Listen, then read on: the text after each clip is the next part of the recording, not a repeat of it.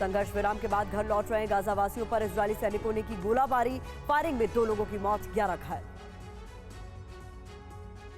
दक्षिण से उत्तरी गाजा जाने पर रोक, खान यूनिस के लोगों को जाने से रोका गया। हमास ने 2 फिलिस्तीनियों को मारा, इजरायल के लिए काम करने का इन पर आरोप।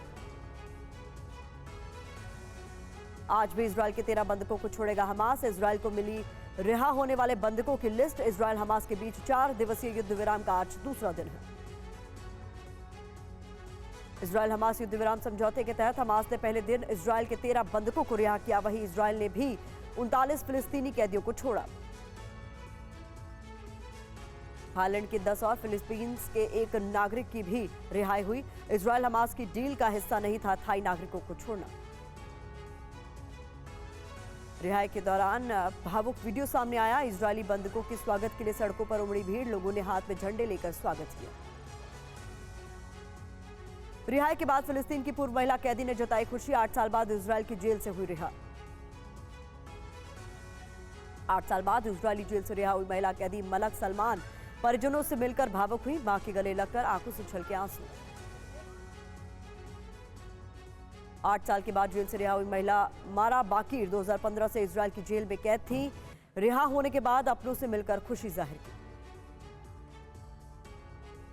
इजरायली रक्षा मंत्री योव गैलेंट का दावा, युद्ध विराम एक अल्प विराम। आईडीएफ पूरी ताकत से फिर से करेगी हमला, लक्ष्य हासिल करने तक नहीं रुकेगी जंग।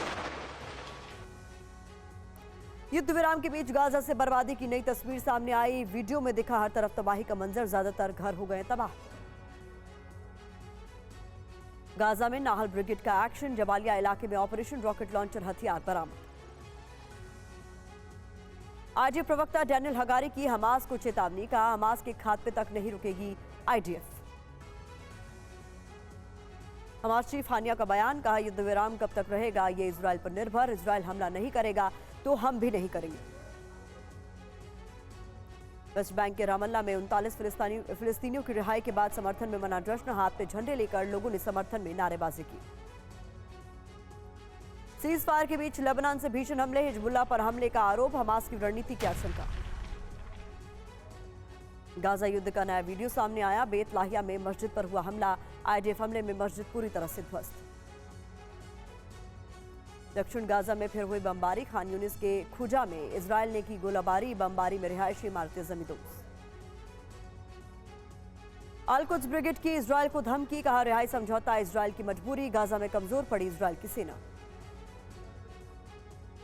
बंधकों की रिहाई के दौरान सेना के मुख्यालय में बने कमांड सेंटर से नेतन्याहू और गैलेंट ने की निगरानी। ऑपरेशन के प्रबंधन पर बारीकी से रखी नजर। युद्ध विराम के बीच लेबनान की राजधानी बेरूत के ऊपर दिखे इजरायली विमान, बेहद ऊंचाई पर उड़ रहे इजरायली जेट से लेबनान में दहशत। सीज फायर के पहले दिन 200 ट्रक जरूरत का सामान लेकर पहुंचे गाजा। इनमें फ्यूल ट्रक भी शामिल थे। इजरायल की तरफ से भेजी गई मानवीय मदद। बगदाद में अमेरिकी बेस पर हमला, इराक रेजिस्टेंस लड़ाकों ने आरपीजी और मोर्टार से अटैक किया। और न्यूयॉर्क के टाइम्स स्क्वायर में फिलिस्तीन के समर्थन में प्रदर्शन, गाजा में नरसंहार का आरोप।